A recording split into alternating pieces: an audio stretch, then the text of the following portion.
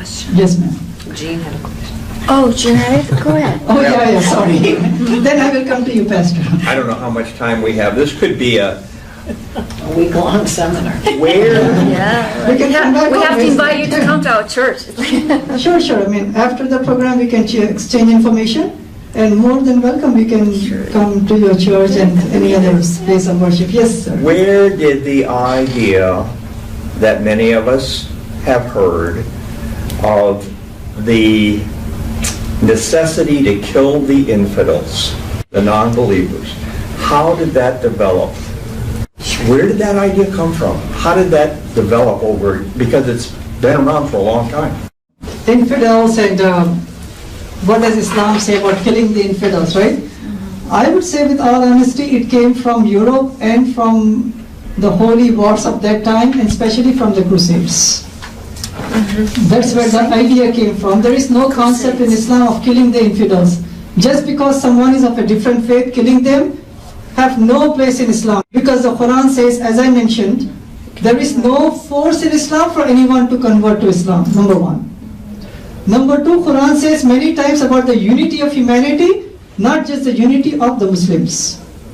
Number three, from the examples of Muhammad, peace be upon him, when he moved from Mecca to Medina, there were many people of other faiths.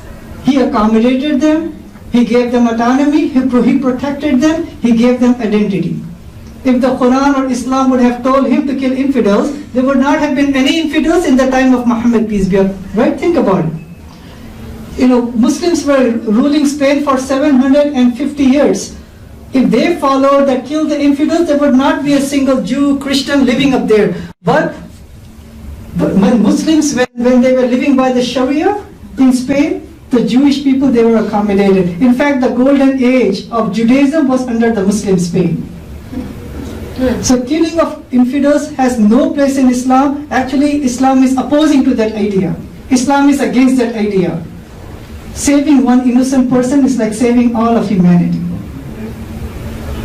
So for that reason, we have seen, especially in the Muslim Spain, when Muslims started institutions of hospitals and pharmacies and universities, people of different faiths, they used to come and take benefit from those institutions. One of those individuals was Moses Maimonides, a Jewish scholar, the best Jewish scholar ever. He's called as the second Moses. He was born in the Muslim Spain. He moved to Morocco, a Muslim country, a Muslim land. He graduated from the same university that was built by the Muslim lady. And then he moved to the Muslim Egypt to write the Jewish Mishnah. That was the commentary of the Torah. If Muslims were implementing kill the infidels, that story would not be there. Right now, in the Middle East, in the Egypt, there are 15 million Coptic Christians who have been Christians for about 2,000 years. And they're living there. With some aberrations here and there, they're living in peace and harmony. Some of the oldest churches still in existence are in the Muslim land. Even in Iran, they are close to like about 300, 600 churches. If kill the infidels was the norm or the rule of the obligation, there would not be a single Jewish person, Christian person minority in any one of the Muslim lands, but they are by millions. So it's a misconception propagated by people, media or any other person, has no place in Islam. Islam accommodates people of other faiths, give them rights and protection. Islam came to unify humanity. Yes, ma'am. Do you consider yourself of a particular sect of Islam? Like the Sunni? So what is the sect if you are a part of one? No program is complete unless and until we have that question, okay? Which is good, I was waiting for it. That doesn't mean that we are going to close the program after that question. Okay, so the question is about, what sect of Islam, or what about Sunni and Shia? Really quickly, when Muhammad, peace be upon him, when he was alive, he was the head of the state and he was also the prophet. But after he passed away, so the Quran says in chapter 33, verse number 40, that he is the last prophet. He is the seal of the prophet. No new prophet is to come. But Muslims have to elect a new head of the state. So a majority of the Muslims, they want to elect someone who is the most eligible. His name is Abu Bakr. minority of the Muslims, they wanted to elect someone who was also eligible. He was the cousin of the Prophet and son-in-law of the Prophet. His name is Ali. Both were qualified. It so happened that the majority, they won out and they chose Abu Bakr as the first head of state.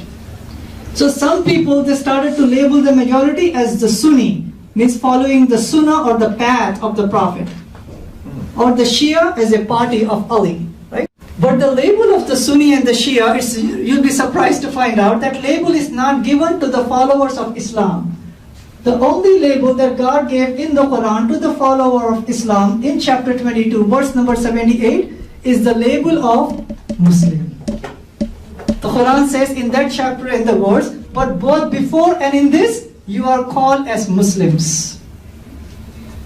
So Islam is the name of the religion and the followers are called as Muslims. A Muslim is someone who submits to God.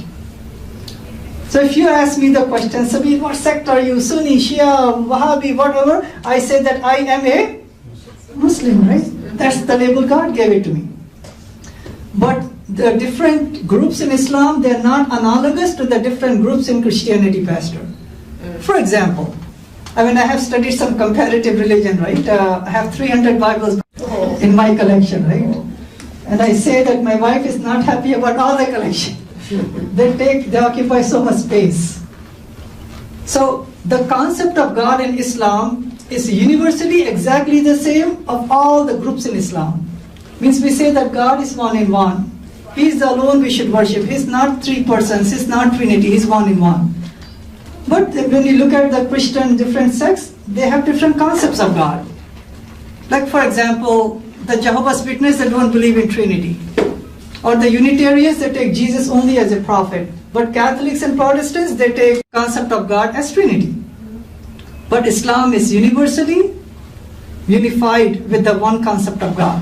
When it comes to the scriptures, all the Muslims, doesn't matter if you purchase a copy of the Quran in Arabic from Iran, or from Saudi Arabia, US, Europe, you will have only one version of the Quran. Different translations, but only one version, the original in Arabic language. But when it comes to the Bible, right, you have different versions of the Bible. You may have the Catholic Bible with 73 books, Protestant Bibles 66 books, Greek Orthodox Bible 78 books, and different variations of that. So Muslims are all again united with one version of the Quran coming from God, protected. Number 3, all the Muslims in the world, if they ask the question, who is Muhammad, peace be upon him? They would say that he is a prophet of God, the last prophet, flesh and blood. Not God, not son of God, not divine. But when it comes to Jesus, Christians may have different concept of who Jesus was. Some may say that he's only a prophet. Jehovah's Witnesses, they say that he's not divine, he's not part of Trinity, he's only son of God. But majority of the other Christians, they may say that he's part of Trinity. He's divine, he's the son of God. So what I'm saying is that all the Muslims, universally, any country, any time, any age, we're all united in the fundamentals of Islam. And they are labeled as Muslims. They're all Muslims with one faith, one book, one last prophet, and they are all, at the end of the day, part of the one Muslim Ummah, one Muslim nation.